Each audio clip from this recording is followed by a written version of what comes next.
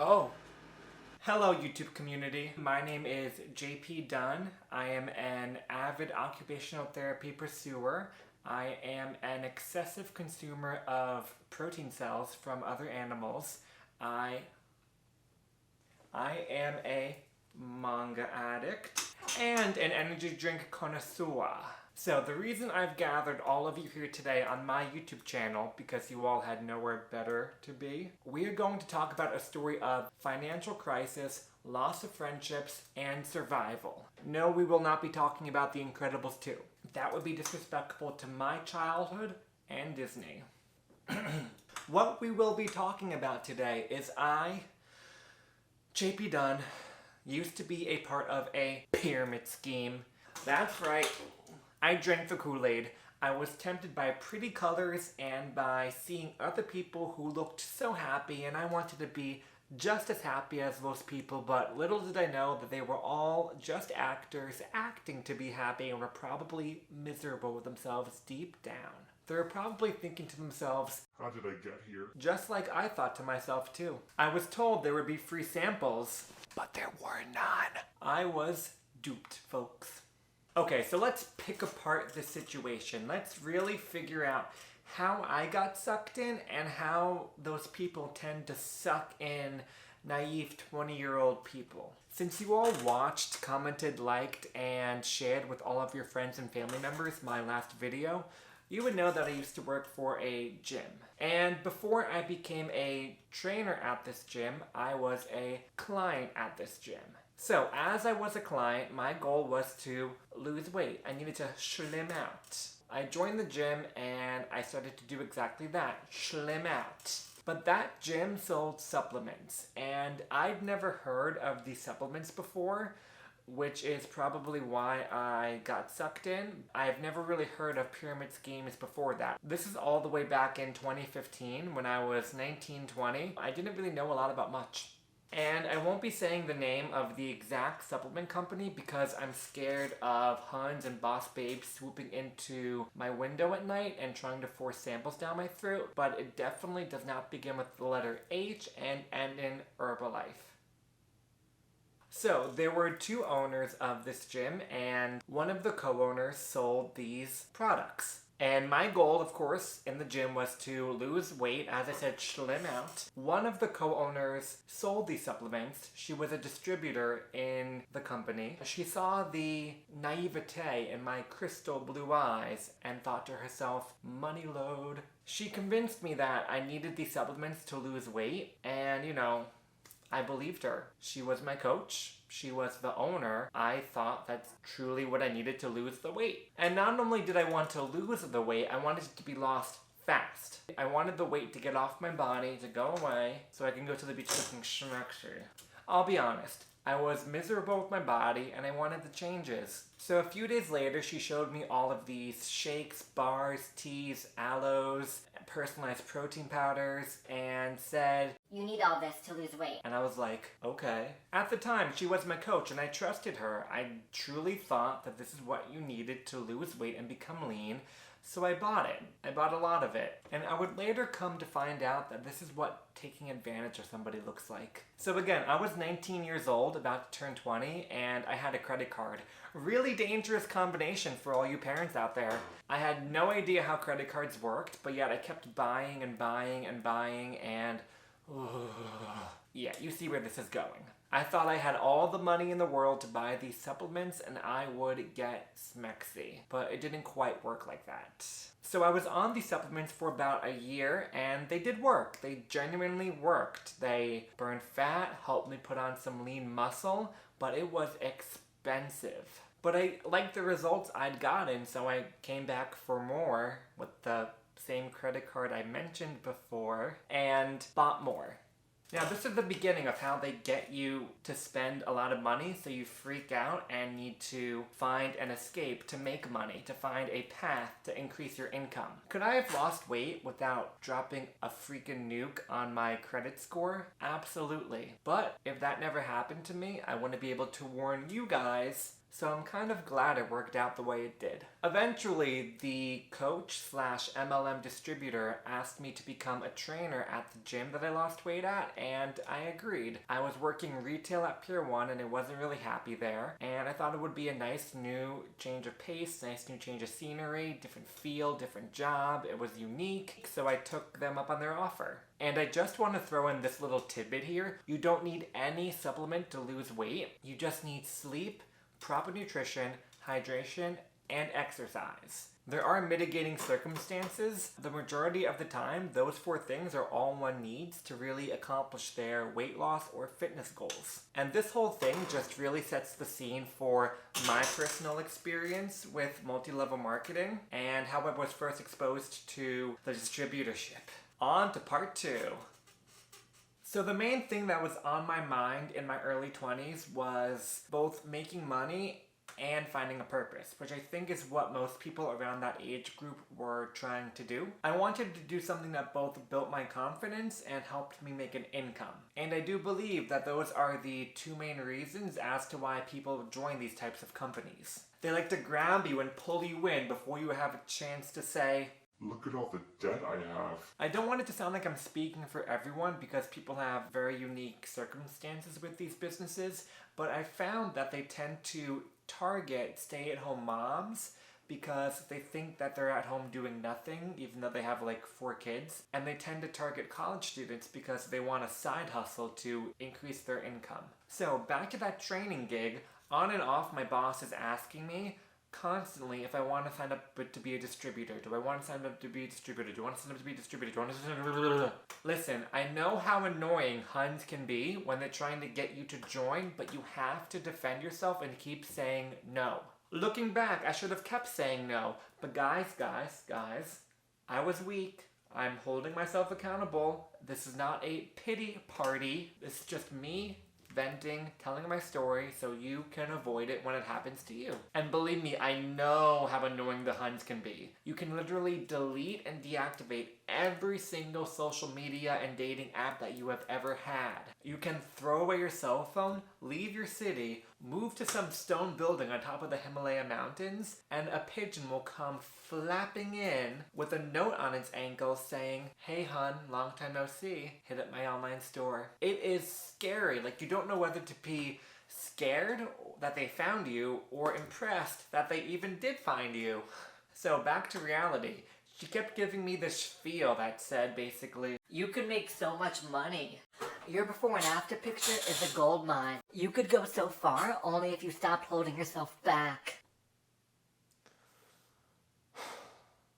I could make a lot of money on stage with nothing but a doctor's jacket on. I know that's specific, but bear with me. I can make a lot of money doing a lot of things. Just because someone is telling you no doesn't mean they're necessarily scared to get out of their comfort zone or try something. It could mean that they just know what they want and don't want, and saying no to the wrong thing is sometimes the best thing you can do for yourself. But my mind didn't work that way back then, because I eventually caved in. So she's nagging me, nagging. I'm repeatedly saying no because I just want to be a trainer. Then one fateful day, my car insurance goes up to like $400 a month, and I find out that I have a maxed credit card because I used the thing. So I freak out and I say yes, I will join your downline.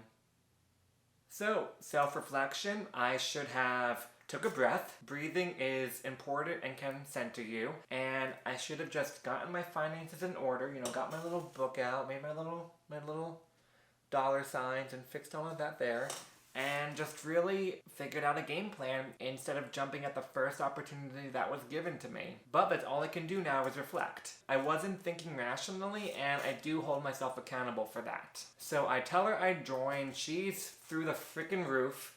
She brings me to this huge seminar. I think they're called STSs or something. Don't quote me on it. She brings me to a huge one. I'm talking like 4,000 people in Jamaica, Queens at the World Resorts Casino. This thing is ginormous. It was like a giant party. There was music blasting. They were playing my girl Nicki Minaj all the time. I love Nicki Minaj. And as you walk in, there are people pretending to take your picture. Remember that, folks. They were pretending to take your picture. I didn't know that when I was walking in, but I found out later. They're pretending to. Looking back, the whole thing screamed cult. So at the seminar, I take a seat. They separate me from my gym boss slash upline. That's a scary sentence I hope none of you have to ever experience in your life. And I go with the people who might join, and the people who are already in the distributorships go into a different section to watch whatever's going to happen next. What happens next is a bunch of people go up on stage and they say two things. One, how much weight they lost, and two, how much money they've made in the past month. Now right there, anyone who's on the fence about signing up most likely already changed their mind. They're bringing up testimonial after testimonial. I lost 50 pounds, I made $1,000 last month. I lost 75 pounds, I made $800 last month. These people aren't showing any proof. These people aren't showing any evidence that they've actually made this amount or lost this much weight. I'm not saying that every single person who went up was a liar, but I know people fluff things to make themselves look better or cooler. So these people are going on stage saying, I lost this much, I lost this much, I lost this much, I made that much, I made that much, I made that much, for about 20 minutes. The whole thing screamed brainwashing.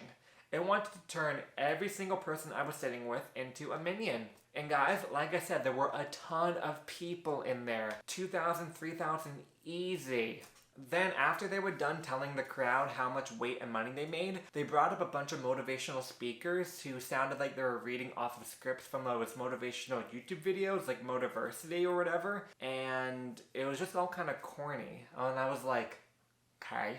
I was pretty intimidated while I was there, and I'm sure that's just the way they wanted it. Now, here's the catch. If you're not signed up under a distributorship, you cannot stay for the whole thing. So about 45 minutes in, they announce that anyone who doesn't want to sign up can leave. Anyone who does want to sign up, stay, we'll sign you up. So my mind's teetering towards, no, I don't want to sign up, but like the lack of a backbone I used to have, I end up signing up. Here's how I end up signing up. My boss at the gym, soon to be upline, comes scurrying over to me and says, I'll pay for your membership fee because I know you're broke. And at this point, I'm so flustered that all I can say is, okay. There were a lot of people there. There was a lot going on. It's probably a pretty lame excuse, but that's how it happened. Just by someone telling me I'm going to sign you up and me not being strong enough to say, no, you're not.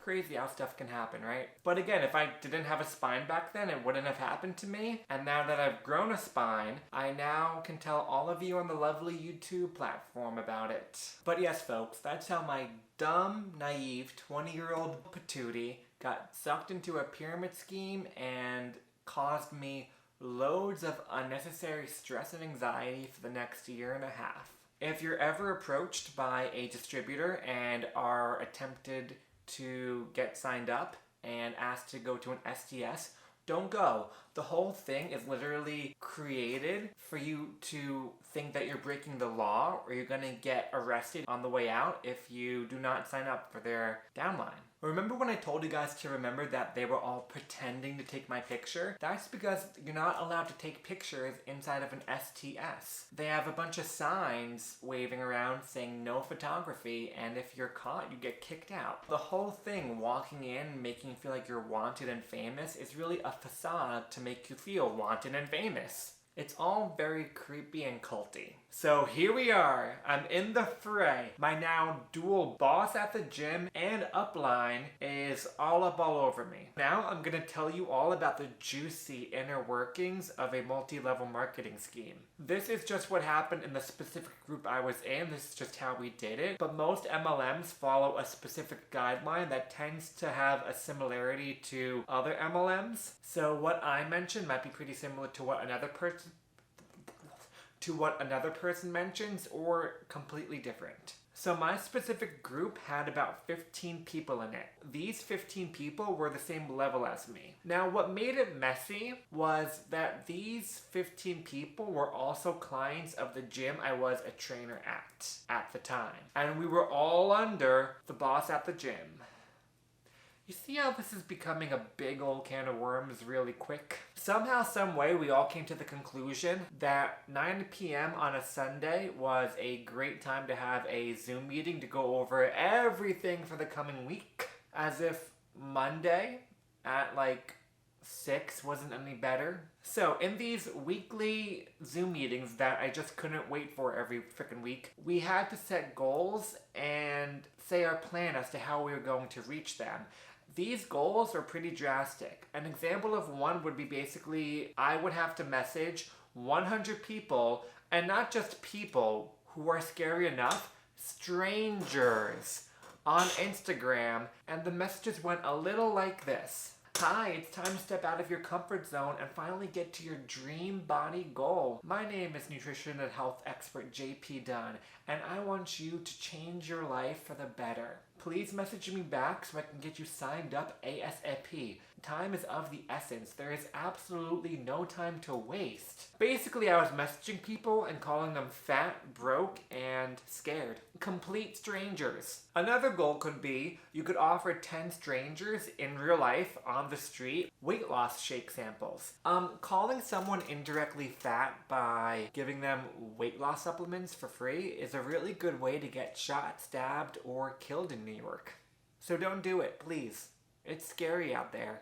Plus, social media and Hollywood already make us feel insecure enough. We really don't need random Huns and boss babes to be approaching people, minding their own business, just trying to get through their day and calling them fat. Like, people need to start thinking from other people's perspectives. I know I didn't when I was doing this, but I really wish I had, because I would never have done it. I eventually did delete my Facebook and Instagram accounts due to secondhand embarrassment from all the messages I sent to all those people, and I didn't really want to be associated with it, so I ended up deleting it after a few months of quitting. This was a very, very competitive group to be a part of. It was all about points and money. That's it. It really lost the feel of helping people and getting them to their dream body goal, which is what the beautiful, very thin outer layer of this company was. But once you break through that thin layer, it's all just cutthroat, make money, or you're out. Instead of trying to help each other move forward, we were trying to find ways to undercut people and get them to move backwards, which, no matter what part of life you're in, is not a healthy or genuine thing to do. And as I mentioned, my boss of the gym would sign up clients of the gym to become members of her downline. So not only now were these people clients of mine too technically, but they were also my coworkers too technically. Meanwhile, I had my technical gym boss and dual upline boss.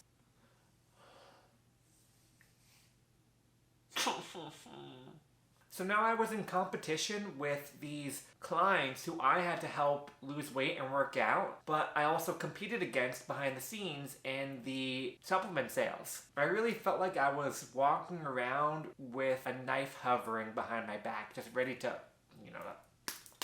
You know when you think of something negative for a long time and you start to develop a migraine? That's like what's happening right now, right here, just in all of them there. Now, of course, my boss, being the control freak she was, had to put limitations and boundaries on who I sold to at the gym, because she made it out to be that all the points should have gone to her because they're clients of her gym and she's the owner. Because owners deserve everything just because they own a business. So if a regular member of the gym, not a member of her downline, wanted to buy from me, they preferred to buy from me because they're the face I'm seeing every day, I would have to tell them, no, you can't, because you have to buy from her, because she owns the gym. But I trust you, JP. She owns the place. I'm sorry. So it really put like a weird divide between the clients who had nothing to do with these supplements and myself. It goes back to my past point of it's not about helping people get to their goal, it's about making the money and getting points, which is a very, very shallow thing to work on because, as I've learned, passion first and then money will naturally follow some way, somehow. Now the real sticker is if I had someone I was selling to outside of the gym and they ended up joining the gym, I would lose them as a client for the supplements because they're now a member of the gym. It was really a lose-lose situation for me because I was known as a trainer and a testimonial for weight loss for this place. So when people see me and the transformation, they want to know what I used and where I did it. And if I told them I used the supplements, they'll buy it from me. But then once they join the gym, both their money they spend on the supplements was going to go to the gym, and then the gym membership was going to go to the gym. But when I voiced my concern about this, it just got turned into a you're not a team player situation. And I'm also really glad I didn't stay in because eventually when you get to a certain level, you have to buy a certain amount of products per month for yourself or you lose your level. I think that's pretty crazy because imagine if you worked at Walmart and Walmart made you buy $100 worth of groceries minimum a month, or else you lose your job. Imagine that. That's crazy to me. So the fact that a company is making their resellers purchase a certain amount of product is insane to me because unless there's a point I'm missing that you guys want to comment below, I know it's just for the company to make more money, but other than that, I see no other. Like, how do people fall for that? Why would anyone want to stay in something like that? I need answers! And if we ever did live in a world where you had to buy a certain amount from a certain company, I'm gonna work for Aldi's because I'm not paying for no ShopRite prices, okay?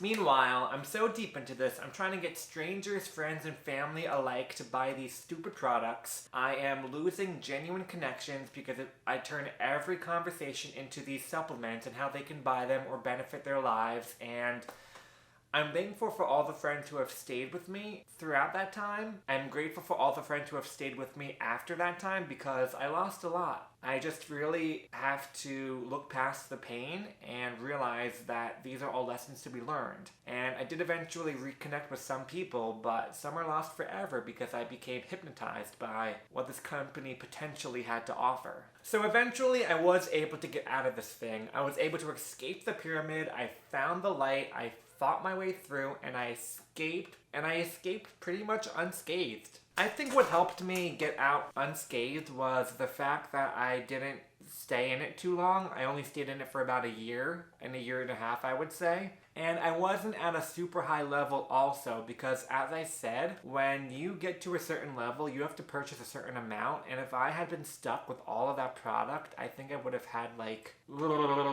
But yes, I escaped the life-killing, joy-sucking, dead-end, relationship-killing, multi-level marketing scheme.